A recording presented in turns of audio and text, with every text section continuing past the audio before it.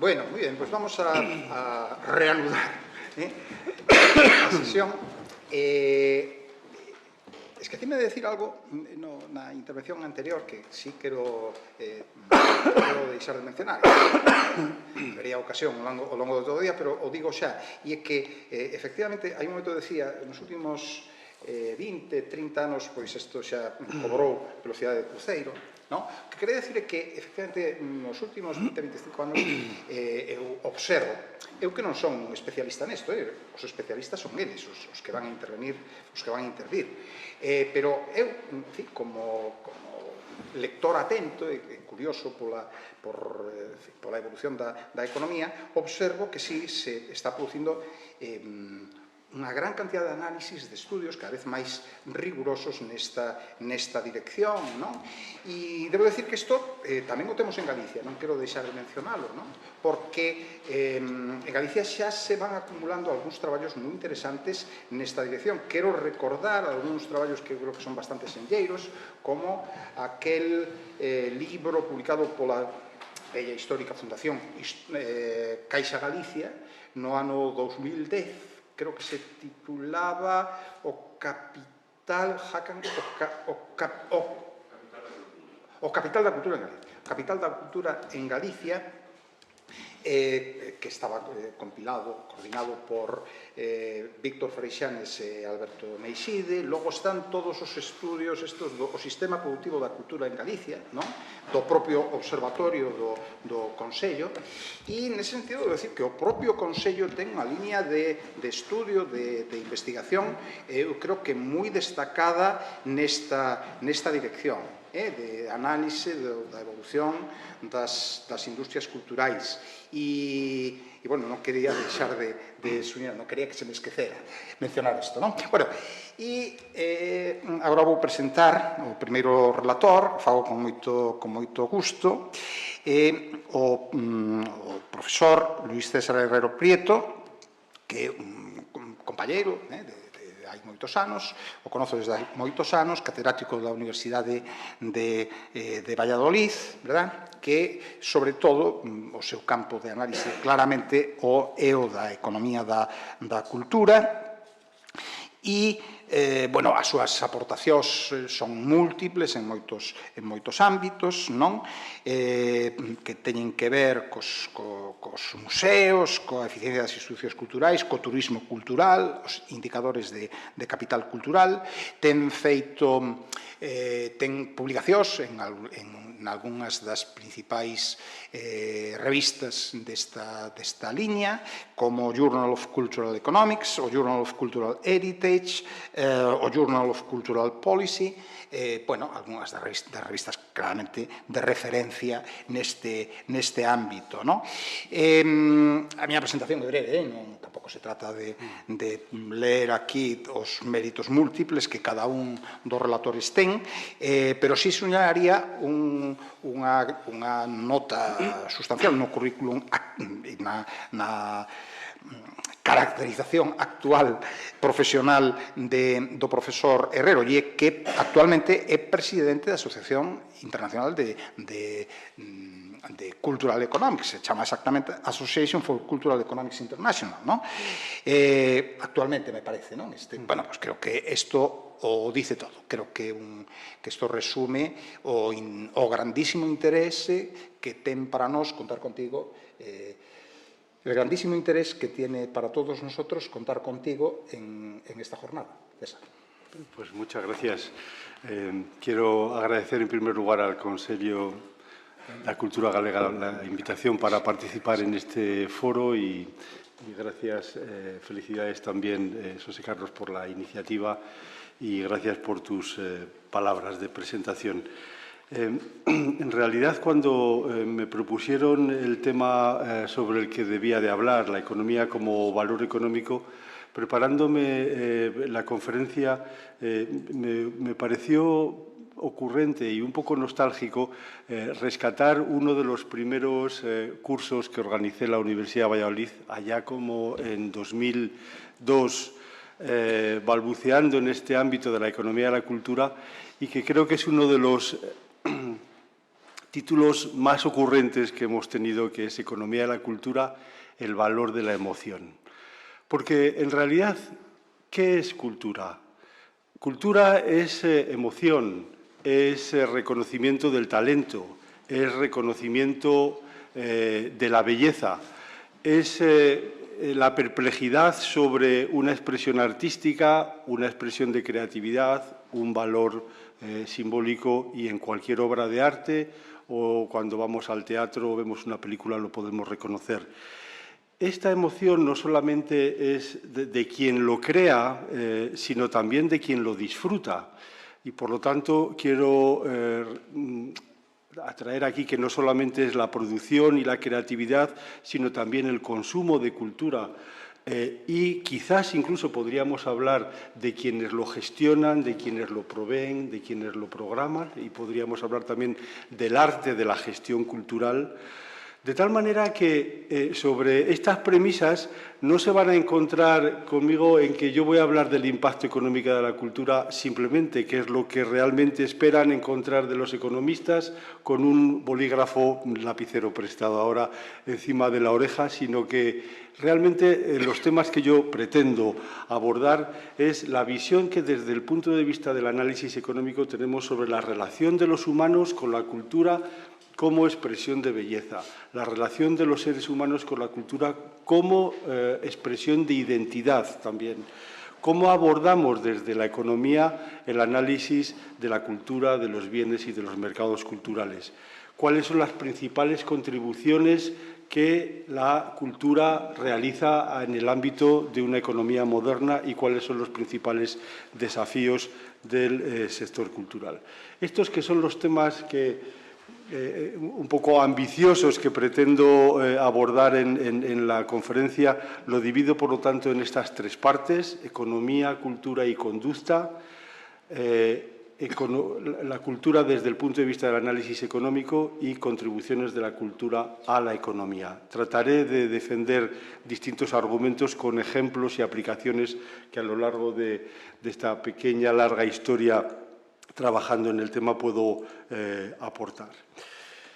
El primer hecho que quería comentarles y que en cierta parte he intuido al inicio es que este reconocimiento de la belleza o de la expresión artística o del simbolismo que la cultura nos proporciona es un hecho diferencial para los seres humanos. Es algo que nos marca respecto de otros seres vivos, que es intentar plasmar como creación artística o captar cuál es la esencia de belleza, de emoción o de simbolismo que la cultura provee. Y realmente este sentimiento en el que reconoces la belleza y tratas de captarla para disfrute o preservarla porque lo deseas, ha sufrido una evolución a lo largo del tiempo. Como primera noción, este argumento es realmente el motivo y el origen del coleccionismo a lo largo de toda la vida. Coleccionismo de obras de arte o construcción de, aquí tenemos enfrente, de una catedral, símbolo del románico, también del barroco, etcétera. Es una parte de coleccionismo privado que durante mucho tiempo de la historia ha estado fundamentalmente en manos de monarcas, de nobles, de burgueses, los gabinetes de arte de burgueses, etcétera, y que realmente a partir de la Ilustración y del enciclopedismo podemos decir que se hace público. Realmente, después de los desmanes de la Revolución Francesa y al amparo de un Estado liberal en el que trata de proteger las obras de arte como símbolo nacional, como algo también para resguardo del público, es cuando se inventa la noción de patrimonio cultural, porque no existía. Cultura solo estaba en el ámbito de las artes escénicas. Solamente a partir de la Ilustración podemos hablar de patrimonio cultural como algo que hay que resguardar, defender y mantener. Esta es la visión pública que aún pervive y es el origen de muchos de los museos de este carácter enciclopédico, etcétera. Pero lo que asistimos hoy es a una nueva reinterpretación individualista de la cultura, porque hoy la cultura se entiende también como un producto, como algo que se consume, como algo que se elige y por lo tanto se decide. La cultura es también un factor de distinción, una especie de atributo, no solamente individual, social, sino también de los territorios. La Ciudad de la Cultura, acabamos casi de asistir a un debate de si debería de estar en Santiago o en Vigo, pero porque al fin y al cabo no deja de ser un elemento de identidad también territorial, de identidad urbana. Esta nueva reinterpretación individualista, les voy a poner, por ejemplo, este caso. No se trata de la evolución de la cotización de bolsa de alguna empresa del IBEX, es el mercado museístico de una región periférica, pequeña pero grande, de mi región, de Castilla y León. Es la evolución de la demanda y oferta de museos en los últimos años. No está muy actualizado, pero lo que quiero señalar es que realmente después de una época muy prolongada de estabilidad tanto en la oferta como en la demanda, en los 80 empieza a despertar el interés por asistir a los museos, el crecimiento de los visitantes de los museos y a la vez un crecimiento de la oferta. No hay puntero aquí, pero fíjense cómo se produce también este curioso ejemplo en el que, como en la mayoría de los mercados, la demanda tira de la oferta inicialmente, pero luego la oferta crece de forma más vertiginosa que la demanda, en un curioso ejemplo de ley de Say, en el que la oferta tira de la propia demanda. ¿Qué es lo que está ocurriendo ahora en la realidad? Que es que la oferta cultural crea su propia demanda sin desdeñar, obviamente, que hay un interés renovado y numeroso por el consumo cultural. ¿Cuáles son las razones, en realidad, de este nuevo aprecio por la cultura? Porque, en realidad, podemos decir que asistimos a un cambio de valores desde hace 40 años, 25 años, 50 años. Pongan simplemente como ejemplo qué es lo que harían sus padres, qué es lo que harían sus abuelos. Realmente hay un cambio en el sistema de valores, de aprecio por el patrimonio cultural, de interés por el consumo cultural, un poco a la par que ha habido este aprecio también por los valores medioambientales. Realmente no podríamos encontrar ahora una situación como la del Atomium de Bruselas, en el que, como símbolo de modernidad, de llegar a la Luna, de este mundo atómico, destruyó una parte del barrio antiguo de Bruselas y que hoy sería inconcebible. Hoy sería inconcebible porque hay un interés en la protección del patrimonio que viene de la propia colectividad, no solamente por instrucciones del poder público. Y es que este revival por el interés de la cultura, hay una parte de razonamiento sociológico y antropológico, como es en este mundo en el que impera lo efímero y la globalización, los humanos necesitamos agarrarnos en este huracán a algo cercano, y generalmente lo más cercano es la historia. Realmente este revival por el interés por la cultura es también paralelo al revival de los nacionalismos, porque no deja de ser un sentimiento de identidad, tener que agarrarte a algo que conoces, y lo que conoces es realmente tu historia, tus valores culturales. Y esa es la razón por la que no solamente haya este ámbito de tematización de la cultura, en el que ya no encontramos museos enciclopédicos como el Louvre, como el Prado, como muchos de los museos provinciales que tenemos en España, sino que hay una tematización completa, como es, por ejemplo, un caso muy concreto que les pongo a título de ejemplo, el Museo del Pan en Mayorga de Campos, en la provincia de Valladolid, de arquitectura contemporánea, de interés de los visitantes, pero con algo muy específico, justamente la cultura del pan. Pero también es que provenimos del imperio de la sociedad del ocio, que la sociedad del ocio no significa que es que ya no necesitemos trabajar porque nos sustituyen las máquinas, es porque el ocio ha cambiado a ser el primer punto, el primer valor de nuestra jerarquía de valores, y eso de creer ya en el trabajo como oportunidad de realización es algo que se lo dedicamos a nuestros padres, a nuestros abuelos, porque realmente lo que imperia es, lo que prepondera es esta sociedad hedonista donde se prima precisamente el valor del ocio. Este valor del ocio no es una cuestión de descanso. No sé si se recuerdan que casi el origen de las consejerías y de los organismos culturales en la actualidad era un organismo del paternalismo franquista en el que se llamaban educación y descanso. El título ya es una perla etimológica, porque realmente equiparar ocio con descanso ya no se ve. Realmente los psicólogos han creado una nueva patología que es precisamente el estrés de ocio, porque vivimos en un mundo en el que el ocio se elige, el ocio se decide y por lo tanto pasa a formar parte de los flujos económicos y por lo tanto de generación de renta. La cultura también en los últimos años, como un cambio de valores, ha crecido en el interés. Bueno, aquí estaba poniendo algún gráfico sobre el curso del turismo. Esta es la evolución del turismo cultural en España, que se cifra en torno a un 10, un 15%, y lo que es realmente interesante ver que no solamente hay un crecimiento del turismo cultural en España, sino de los españoles hacia el extranjero. Por lo tanto, un sector importante, pero como decía, la cultura se ha convertido también en un instrumento de intervención pública, de intervención política.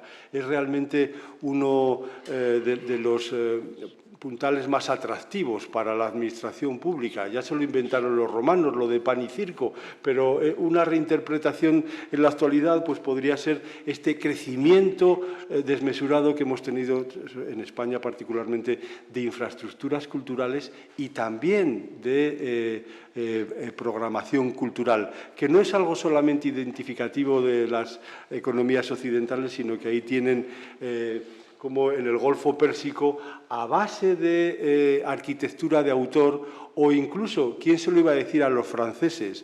Franquiciando el propio Louvre, están haciendo de esas ciudades lo que denominan los nuevos hubs culturales de atracción mundial. Volviendo un poco a la reflexión, lo que asistimos es, por lo tanto, a un cambio de la noción de cultura o a un cambio simultáneo, porque si entendemos la cultura como hasta hace poco, o en la actualidad también, como significado, es decir, de identidad, de belleza, de inteligencia, en la actualidad es también un producto que se consume, que se pide, que se demanda, que se provee. Y, por lo tanto, desde este punto de vista, la cultura es fuente de riqueza, es un atributo urbano, a veces se utiliza también como elemento de cohesión social. Pero me interesa en este sentido acudir a la raíz etimológica de la palabra cultura, que siempre hemos identificado con cultivo, agricultura, cultura, es decir, el cultivo de la mente, la formación, la conducta individual, pero en realidad cultura también proviene de culto. ¿Y qué no es sino los nuevos iconos culturales, turístico-culturales en la realidad, en el que el nuevo peregrinaje no es tanto la ciudad de Santiago, que lo es también como realmente ruta cultural, sino los nuevos peregrinajes para reconocer el Museo Guggenheim, que, dicho de una manera un poco jocosa, no deja de ser un centro comercial en el que consumes cultura, compras cultura, disfrutas de la comida, también de las compras, porque tiene una boutique realmente muy importante, con mucho diseño. ¿Qué es sino el Palacio del Louvre con todas las hormiguitas de turistas culturales que llegan y atraviesan la pirámide de Pei para encontrarnos no con la victoria de Samogracia, sino con la boutique del museo y, por lo tanto, con este interés desaforado del turista cultural en el que disfruta de la cultura y consume y gasta productos derivados. Me interesa entonces resaltar, me parece ocurrente, esta raíz de la cultura como culto, y porque en el fondo de aquí se deducen estas nuevas funciones que se asignan a la cultura y que se diferencian de lo que tradicionalmente entendíamos, que era la formación, el coleccionismo, la protección, pero hoy la cultura es un factor de atracción de gasto, de consumo cultural, de turista cultural. Vean las colas de la Alhambra, que se ha tenido que controlar por problemas de congestión el acceso a este gran icono, o con las grandes colas para ver una exposición antológica de Goya, en esta paradoja en el que ya sabíamos que el 80% del Goya estaba en el Museo del Prado, pero los turistas y los visitantes necesitan otra forma de contar la historia y, por lo tanto, las exposiciones son esta otra manera de programar y de atraer gasto. La cultura se utiliza como factor de solución de conflictos, de cohesión social. La oportunidad que se dio precisamente a San Sebastián como ciudad de la cultura europea estuvo basada en estos mimbres, o como, esto ya lo hemos identificado, la cultura como factor de cambio urbano, no solamente de rescate, sino también de nuevas infraestructuras, de nuevas imágenes urbanos, el Turia en Valencia poblado con los nuevos ovnis, el Guggenheim, podíamos hablar también de la ciudad de la cultura, y obviamente la cultura como también un factor de transformación productiva en el que confían muchas ciudades, en el que confían también muchas regiones, porque la cultura no solamente es patrimonio, no solamente son artes escénicas, también es el sector creativo que, cosido por los mismos mimbres, desean producir algo único, simbólico, con carga cultural, pero que están enfocados al mercado, como puede ser el ámbito de la moda, de la arquitectura, de los videojuegos, etc. Quiero cambiar un poco la perspectiva para señalar otro de los aspectos en el que estoy últimamente también muy interesado, y es que realmente hay una cierta obsesión entre políticos culturales, economistas, para resaltar lo que es una importancia creciente del sector cultural y creativo. Y es un hecho que este sector tiene una dimensión cada vez más notable, es un resorte productivo, es un elemento de cambio de la red económica, de la red productiva de una ciudad, de una región, pero no deja de ser un hecho accidental. Accidental en el sentido de que de lo que se trata es de ir más al teatro, de leer más libros, qué factores nos hacen que el sector cultural sea más amplio, tanto en oferta como en demanda. Y aquí hay muchos estudios que tratan de medir efectivamente cuál es la contribución del sector cultural al crecimiento económico, pero también desde el segundo feedback o del segundo orden, que es cómo afecta también el crecimiento económico a la dimensión del sector cultural. Porque aquí encontramos algo que rescatamos de nuevo, la teoría centro-periferia, porque regiones ricas tienen un sector cultural rico y países, regiones pobres, regiones menos desarrolladas tienen un sector cultural también más exiguo y que, por lo tanto, no resulta de acicate para el crecimiento económico.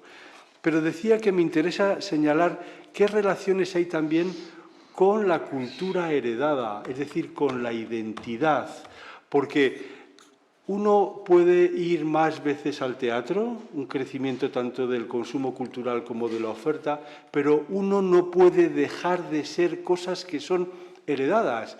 No puede dejar de ser gallego y hablar gallego, no puede dejar de ser de una religión, con independencia de que sea más o menos religioso, el tipo de costumbres. Es decir, hay una serie de elementos culturales que no son accidentales, sino que son heredados y que asignan una idiosincrasia específica a los individuos, a un colectivo, o a una región o a un país. Porque este tipo de rasgos, que por lo tanto se asientan en argumentos más de corte antropológico y de caracterización social, también tienen efectos económicos. Y es en realidad que lo que no debemos de circunscribir solo a la importancia del sector cultural como un recurso productivo, la dimensión sectorial de la cultura, en el que ha habido mucha teoría florida, etcétera, en el que se determinan una serie de condiciones para favorecer el asentamiento de clases creativas o la dinámica de este sector, que tienen que ver con la tecnología, con el talento, etcétera.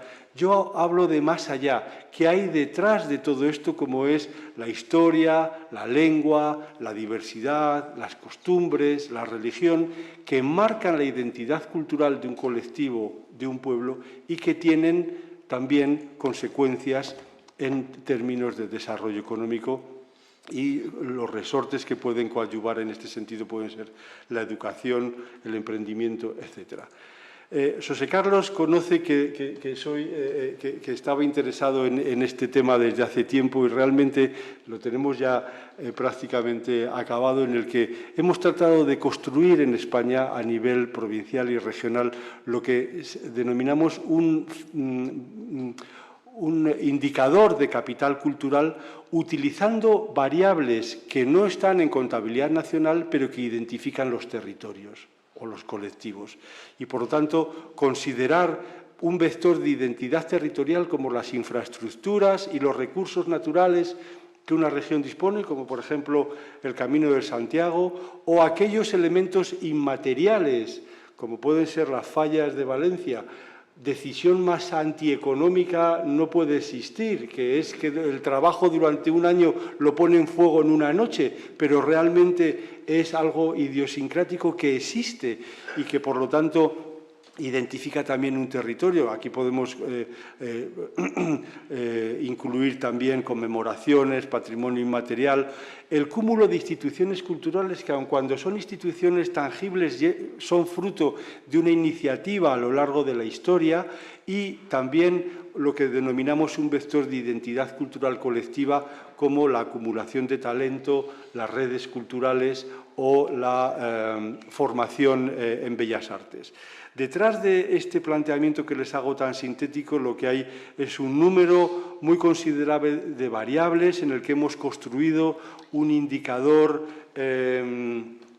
cultural a nivel provincial en España, en el que ya al menos nos dice que no todo está concentrado en Madrid y en Barcelona, como así nos indican las variables de contabilidad nacional, empresas culturales, empleo cultural, con una enorme concentración, sino que está más disperso en el territorio, y hemos logrado estimar la contribución al crecimiento económico. Y, en efecto, estas variables de identidad territorial, material e inmaterial, aportan al PIB. Obviamente mucho menos que el capital físico, mucho menos que el capital humano, pero paralelo, por ejemplo, a los indicadores de capital social. Y es que la cultura, no solamente como el sector cultural y creativo tangible de contabilidad nacional, sino la cultura profunda, todo lo que hay detrás y heredado, genera flujos económicos, afecta a los resultados económicos. Este interés entre la cultura acumulada e idiosincrática de los territorios y su grado de desarrollo económico siempre nos ha interesado a los economistas, porque no dejamos de ser una ciencia social. Y qué curioso encontrarnos que en el ámbito cultural también hay profundas disparidades territoriales, profundas disparidades económicas y culturales. Baste decir, por ejemplo, el peso del gasto cultural entre las regiones españolas. Hay unas cuantas regiones, Cataluña, Madrid, Euskadi, Aragón, que gastan más que la media. Hay otras regiones que gastan menos que la media. las últimas, pero lo que es curioso es que este es un dato muy sencillo de que hay una diferencia en el gasto cultural, pero cuando ciframos y calculamos la elasticidad renta, es decir, el cambio del consumo cultural ante cambios en la renta, las regiones ricas tienen una elasticidad cercana a 1, es decir, que su variación en la demanda cultural apenas se modifica cuando hay incrementos de la renta. ¿Qué significa eso? Que la cultura para ellos tienen un carácter de bien de primera necesidad, mientras que para las regiones menos desarrolladas, entre comillas, la elasticidad es mayor que 1, o sea, se trata de un bien de lujo. Lo que hay detrás no es puramente renta, lo que hay detrás es desarrollo económico. Déjenme señalarles también otro ejemplo, completamente distinto, pero quiero señalar la misma razón, que el desarrollo económico provoca también diferencias en la provisión y en el consumo de cultura. Este es un indicador sintético de las orquestas, de la calidad de las orquestas sinfónicas en España basadas en el repertorio. O sea, estas cosas tan extrañas hacemos los economistas, buscar en el repertorio de las orquestas sinfónicas para ver si programan nuevo, si programan clásico, si programan seguro o si programan innovador.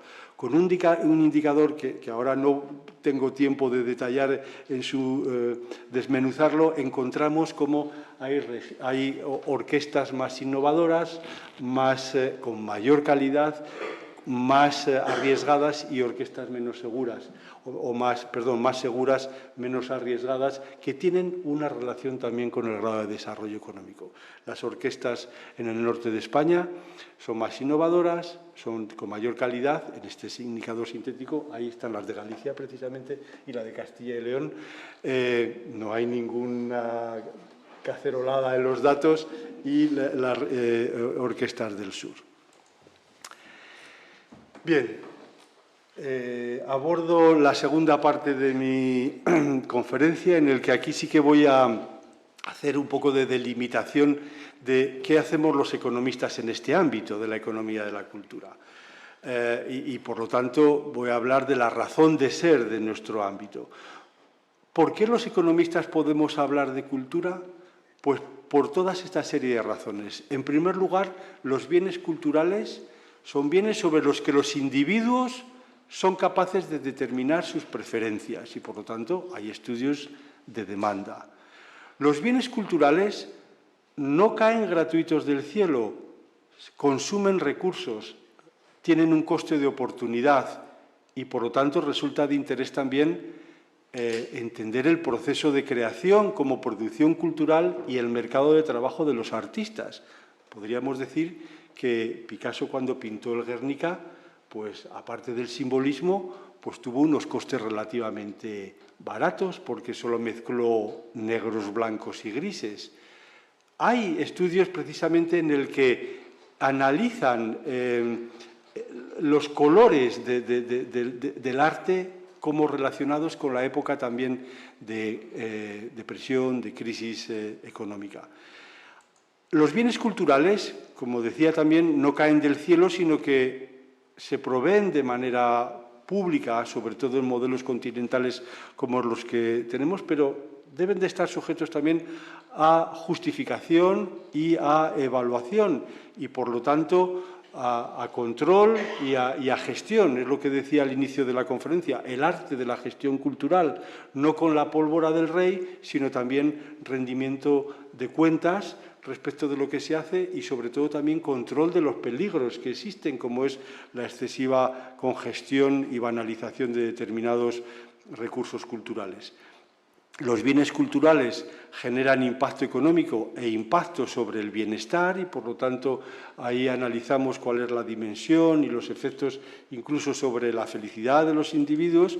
Los bienes culturales no están en el cielo, sino que se localizan en el territorio, generalmente tienden a la concentración urbana, se localizan también en regiones más ricas, que tienen un sector cultural también más dinámico y, por lo tanto, la dimensión espacial del sector cultural es interesante. Y, por último, existen estudios sectoriales de lo que es la tríada fundamental del sector cultural, que son las artes escénicas, cultura viva, el patrimonio cultural, cultura inmanente y las industrias culturales, cultura reproducible.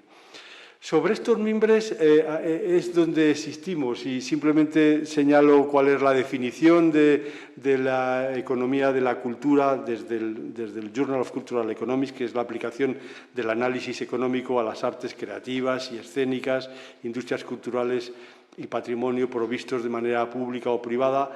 Bueno, en realidad es la aplicación del análisis económico al análisis cultural, y que tenemos ya desde los años 90 una adscripción específica en lo que es el código GEL, el Journal of Economic Literature, el Z11, que yo he asistido precisamente, Pau, también a una variación de lo que al principio era el Z0 o el Z10, se ha ido desgranando a otro tipo de análisis culturales, como el del capital social, el de la religión, el de la sociología, etcétera. Y realmente es un campo que, al menos en España, también en el mundo, ha sufrido un crecimiento muy importante en el interés científico y en la producción científica. Y yo realmente estoy muy orgulloso de ser presidente de esta asociación, que es el principal foro científico a nivel internacional sobre esta materia. Quiero señalar que los economistas en este ámbito, pues voy a señalar tres puntales o tres cuestiones que puedan ser de interés. Nosotros calculamos el valor económico. Somos capaces de calcular el valor económico de la cultura a pesar de que no tenga mercado. Pero atención, no estoy hablando de que en la Casa de la Caritat en Barcelona pegamos un pelotazo y hagamos pisos. No, es que estamos intentando captar cuál es el grado de intensidad de preferencias de los bienes culturales, aun cuando no tengan mercado. Como es el caso del Festival de las Músicas Contemplativas, que no sé si ya tiene periodicidad en Santiago de Compostela. Fue una iniciativa de primeros de los 2000, en el que demostramos que, aun siendo un festival gratuito, los individuos y los asistentes estaban dispuestos a pagar al menos tanto como la provisión del bien, lo cual es un elemento muy justificativo para la gobernanza, porque es demostrativo de que el público está interesado en este tipo de eventos o de programaciones, y es el Estado el que debe de proveer el caché de no traer la banda municipal de Íscar, sino la Orquesta Sinfónica de Londres. O ver cómo la disposición a pagar crecía a medida del grado de certeza, es decir, con el que confirmaban su disposición a pagar por parte esencialmente del público local, del público de Santiago de Compostela y de la provincia de La Coruña, en el que apreciaban cada vez más ese valor. También hacemos estudios de impacto económico, como por ejemplo el que estamos terminando sobre un bien inmaterial, en el que aquí quiero rescatar que Elinor Ostrom, la primera mujer premio Nobel de Economía, se fijó en el Tribunal de las Aguas de Valencia como un recurso común que se mantiene a lo largo del tiempo, autogestionado, sin necesidad del Estado, cuando realmente tenemos las Semanas Santas, al menos en las ciudades donde tienen una mayor tradición, como en Andalucía o particularmente en Valladolid, que llevan 400 años autogestionándose y que provocan un impacto económico en el que de cada 10 euros invertidos, de los cuales 7 son de esfuerzo cofrade, por lo tanto, al margen de la administración pública, se multiplican por 15. Pero eso es impacto económico.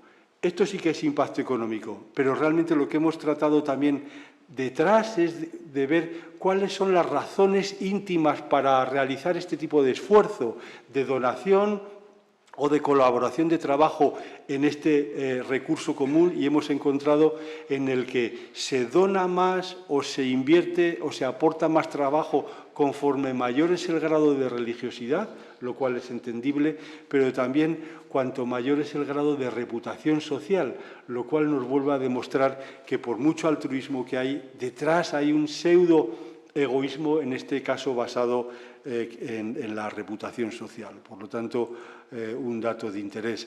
Y por último, pues también realizamos estudios de eficiencia económica, que es considerar que una institución cultural no tiene por qué no ser evaluada, sino todo lo contrario, y aun cuando sus productos y sus servicios a veces caen fuera del mercado, existen indicadores como para aproximarnos también a su grado de cumplimiento, y por lo tanto, así como en cualquier otra empresa o cualquier otro organismo de salud, de educación, etcétera, en el ámbito cultural consideramos lo que son los recursos, el diseño institucional y los outputs, y encontramos estudios, por ejemplo, uno que hemos realizado sobre la eficiencia del sector de la danza en Estados Unidos, que obviamente está aglomerado en la costa este, o, por ejemplo, el estudio de eficiencia del sistema nacional, del sistema estatal de museos en España. Abordo entonces ya la última parte de mi exposición, en el que aquí sí que voy a analizar qué es lo que aporta la cultura a la economía, a una economía moderna. Y voy a señalar fundamentalmente estos cinco beneficios o 5 grandes contribuciones. En primer lugar, es obvio que el sector cultural y creativo tiene un aporte cuantitativo relevante y cada vez más relevante. Está cifrado en torno al 2,5% del PIB, 3,5% si añadimos las actividades sujetas a derechos de autor, a copyright, en torno a un 4% del empleo, 4,5% de las empresas, y sobre todo lo que quiero señalar es que es un sector procíclico. Se ajusta muy bien al ciclo de la economía, por lo tanto, a los vaivenes de la economía, como vemos, expansión y en la época de recesión, pero quizás es más resiliente que el resto de los sectores y quizás es más dinámico que otros sectores. Es decir, despega antes en las épocas de expansión económica. Sobre todo el PIB asociado a la propiedad intelectual, que es lo que está relacionado con, sobre todo, con el ámbito de los audiovisuales, etcétera. No, estoy haciendo prisa, estoy pensaba que ya me quedaban 5 minutos, pero bueno, sí que estoy acabando. Vas muy bien, sí, yo bien. creo que va bien. Vale. En segundo lugar, la cultura es un sector que contribuye notablemente a la innovación y al emprendimiento. En realidad es un sector en el que el ámbito de la innovación está cargado de cultura. No encontramos a un nuevo creador de videojuegos, por ejemplo, muchos de los que hay en España que han sido referencia internacional, que estén basados mucho en la historia. Hay creo que hay un nuevo videojuego que lo está petando entre los jóvenes ahora, en el que hay luchas, pues como todas, que se pegan, y basados en la Semana Santa sevillana. O sea, lo que hay detrás de la creatividad es cultura, es técnica y es cultura. Y esa es la razón por la que un país con más background cultural tiene también más capacidad de innovación. El ámbito de las industrias culturales y creativas son, obviamente, también muy sensibles a la innovación y al cambio técnico, obviamente de manera diferencial. Ha habido los museos, el hecho de ver un museo en directo o ir a un espectáculo de teatro en directo, todavía no hay nada que lo sustituya, aun cuando, por ejemplo, en el caso de los museos se estén desarrollando nuevas producciones culturales basadas en realidad aumentada, lo que en su momento fue el paradigma técnico de la neocueva de Altamira, hoy eso es algo cada vez más usado y que, por cierto, se ha explosionado a partir de la pandemia, porque muchos museos generaron esta parte de oferta digital al amparo del bloqueo, del cerramiento por parte de la pandemia. Esto, que en la realidad es algo que quiero comentar más tarde, nunca se sabe si este tipo de innovaciones son una nueva oferta cultural o es, sustitutiva o es complementaria, porque los estudios demuestran que los que ven ópera en streaming son también los que asisten a la ópera presencial, los que ven producción de un museo digital son los que también suelen ir a los museos. Por lo tanto, esto de que la digitalización puede contribuir a la democratización del consumo cultural está sujeto a duda. Quiero señalar aquí algunos ejemplos y más de lo que es la producción, la importancia de la producción cultural española, no solamente en términos de producciones audiovisuales, sino también de lo que son centros de creación. Aquí la experiencia de Barcelona sobre las fábricas de creación ha sido también un experimento muy copiado, muy innovador en su momento, de cómo captar y usar también patrimonio industrial como nichos de creación cultural. La cultura, obviamente, también contribuye a la educación y a la cohesión social, no solamente porque extendamos los beneficios de la extensión cognitiva, es decir, de crecer en capital humano, sino porque es uno de los determinantes del consumo cultural a largo plazo. No hay nada más eficiente para incrementar el consumo cultural que la educación, porque no deja de ser casi como la condición probabilística de que caigas en la cesta del consumo cultural y no otras. Pero lo que es cierto también es que la cultura se utiliza, como he dicho ya varias veces, como un instrumento de cohesión social. Aquí nosotros realizamos, junto con un profesor de la Universidad Nacional de Colombia, un estudio muy interesante, demostrando que la educación musical en Medellín, en lo que ha sido ya una red paradigmática de escuelas de música, contribuyó a disminuir la probabilidad de caer en situaciones de conflicto. Demostró también que los estudiantes tenían mejores condiciones laborales, pasando por la educación musical, tenían mejores notas y tenían mejores oportunidades también de vida, de cambio, por ejemplo, de zona de residencia. Es decir, es el demostrativo de que la cultura amansa las fieras, pero que en el fondo la cultura contribuye también o es un instrumento de progreso social y de cohesión social. Hay estudios también muy interesantes sobre la contribución de la cultura a la salud y al bienestar, numerosos experimentos de arteterapia para aplicaciones clínicas, para aplicaciones de salud, y los estudios también que cada vez más hay de cómo la participación cultural es uno de los determinantes del bienestar objetivo y subjetivo, es decir, de las condiciones de bienestar de los individuos y también de lo que ellos determinan como bienestar subjetivo, es decir, su autodeclaración de felicidad.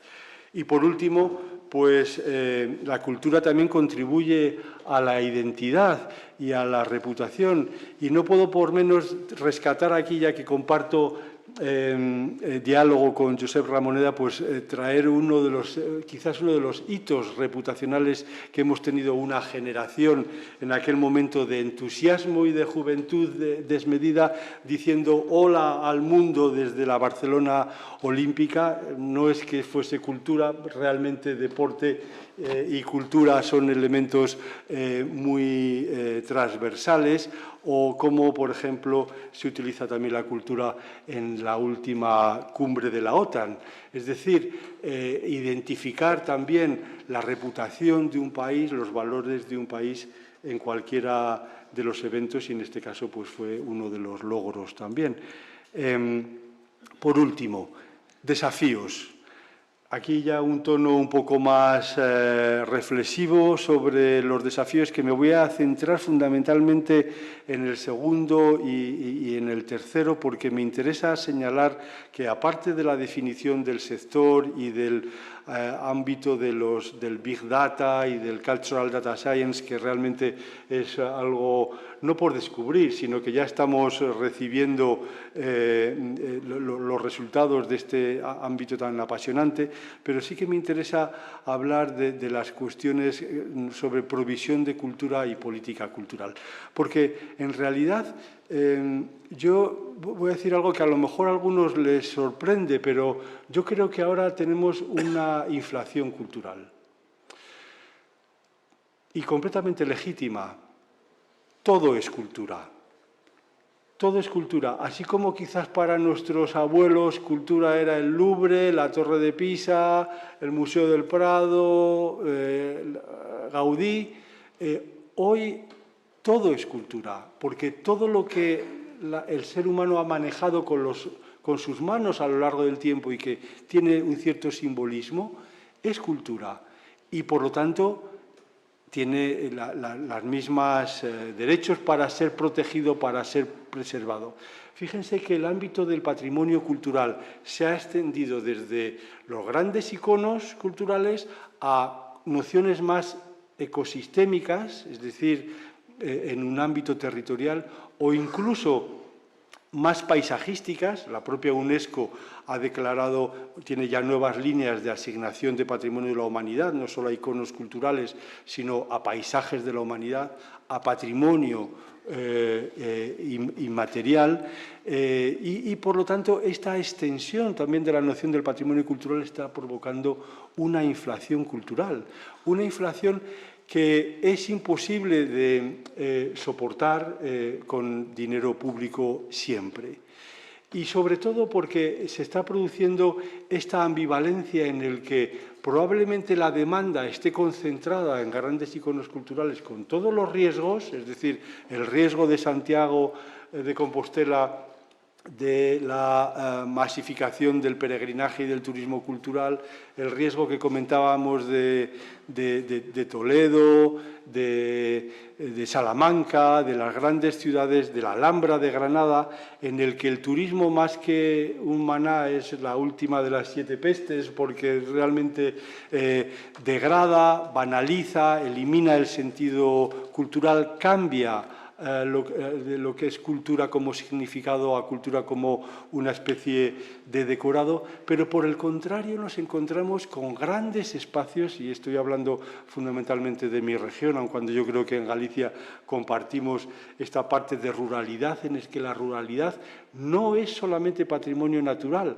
que al fin y al cabo se defiende el solo, sino está poblado de patrimonio cultural. Y el patrimonio cultural no se defiende solo, si no se usa, se cae. Y es el problema, por ejemplo, quiero enseñarles aquí el pueblo de Aza. Aza, en el Valle del Duero, un baluarte de frontera cristiano-morisca que no llega a 15 habitantes, una ciudad amurallada con un castillo, curiosamente gestionado mediante domótica. Obviamente dentro no hay obras de arte, pero si lo quieres visitar, no hace falta factor trabajo. Con la domótica y con un código de barras tú puedes entrar para verlo. O sea, este tipo de nuevos modelos de negocio y de gestión hay que considerarlos, hay que tenerlos en cuenta, porque no todo es soporte masivo por parte de la administración pública en sus distintos niveles. De tal manera que yo creo que hay que contemplar la sostenibilidad ecológica en este ámbito de inflación cultural, hay que considerar la sostenibilidad económica considerando nuevos modelos de negocio, hay que considerar también la sostenibilidad cultural, porque los riesgos de banalización, de congestión, de, como dicen los franceses, este aburguesamiento, lo llaman de una manera, bueno, esta forma en la que sacas la esencia cultural y lo conviertes en un decorado de cartón piedra, realmente aniquila el sentido del patrimonio o de la cultura. Y, por último, la sostenibilidad social, es decir, incorporar la responsabilidad social corporativa a las instituciones culturales con modelos participativos e inclusivos. El otro punto que quería señalar es la incidencia del cambio tecnológico, cuestiones que en cierto modo ya he abordado. Hay una incidencia diferencial en los sectores culturales. Está claro que los que estamos aquí, todos hemos conocido los discos de vinilo, que por cierto se vuelven a rescatar. Lo que no sé es si encontraremos ya cassettes, incluso CDs. Vean cómo un caso, el de la música, en poquísimos años ha sufrido una realteración absoluta simplemente por el cambio tecnológico. Cuestión que, por ejemplo, en el caso de los museos, en el caso de las artes escénicas, son menos permeables a este tipo por su propia naturaleza. Por lo tanto, tenemos incidencia diferencial. El ámbito de la digitalización, como decía, no se sabe todavía si es una oferta cultural complementaria o sustitutiva, porque en el fondo los consumidores tecnológicos realmente parece ser que son los mismos, es decir, son los mismos los que van al teatro, los que compran discos de música clásica y los que ven ópera en streaming. Por lo tanto, como he dicho antes, la digitalización como resorte de democratización de la cultura hay que dejarlo en entredicho. Y, por último, la brecha tecnológica. Realmente pensamos que la cultura es uno de los sectores más democráticos, pero salvo el patrimonio cultural, yo creo que es uno de los sectores más dispares. Es decir, en el que la disparidad social todavía, a pesar del consumo masivo de cultura, la democratización, etcétera, sigue siendo un hecho diferencial tanto entre personas como entre regiones.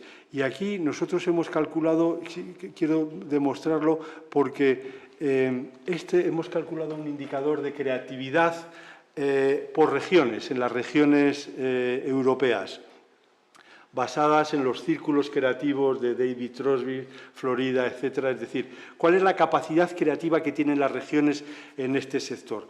Pues vean, simplemente, no se ve muy bien la leyenda, pero los países que tienen mayor potencial creativo, que son los primeros, mayor potencial creativo de sus regiones, que son países centrales y países nórdicos, tienen una disparidad regional mayor, mientras que los países con menor potencial creativo, la disparidad entre las regiones es menor. ¿Qué significa esto? Que los modelos tecnológicos en el ámbito del sector cultural y creativo siguen los modelos de brecha creativa. Es decir, los que innovan se diferencian y crean mayor disparidad respecto de los que no innovan. Por lo tanto, de nuevo, una incidencia de que el sector cultural y creativo, frente a lo que creíamos entender, es un sector bastante concentrado. Y, por último, pues señalar un tema, yo creo que está muy de moda y muy interesante, que es el ámbito de la cultura y la cooperación cultural. Hay muchos ecosistemas culturales que están en peligro, ya no hablamos del problema de la congestión turística, sino el problema de los conflictos militares, sociales, etcétera, es decir, la destrucción de Palmira, la destrucción de cómo objetos de arte de los museos de Irak han salido de manera como mercado negro en muchas subastas, el problema de la restitución del arte colonial o del arte usurpado a los países de origen, pero que detrás existe de nuevo el riesgo de que la corrupción pueda, o la falta de instituciones pueda dañar este tipo de colecciones, y por lo tanto aquí los economistas también estamos innovando sobre, por ejemplo, contratos de leasing en el patrimonio arqueológico, en el que igual que uno compra un coche y lo usa, también puede utilizar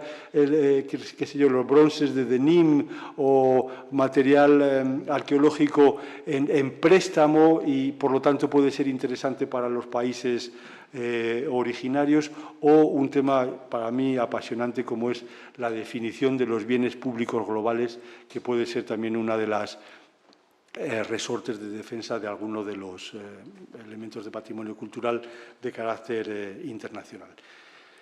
Pero por mi parte acabo aquí, no sé si voy bien de tiempo y, sí, y lo dejo. Más o menos. Más o menos. Más o menos. Bueno, yo creo que... Muchas gracias. Yo creo que estamos en el momento que aquí en el programa dice pausa, ¿no? Y eso como que huele a café.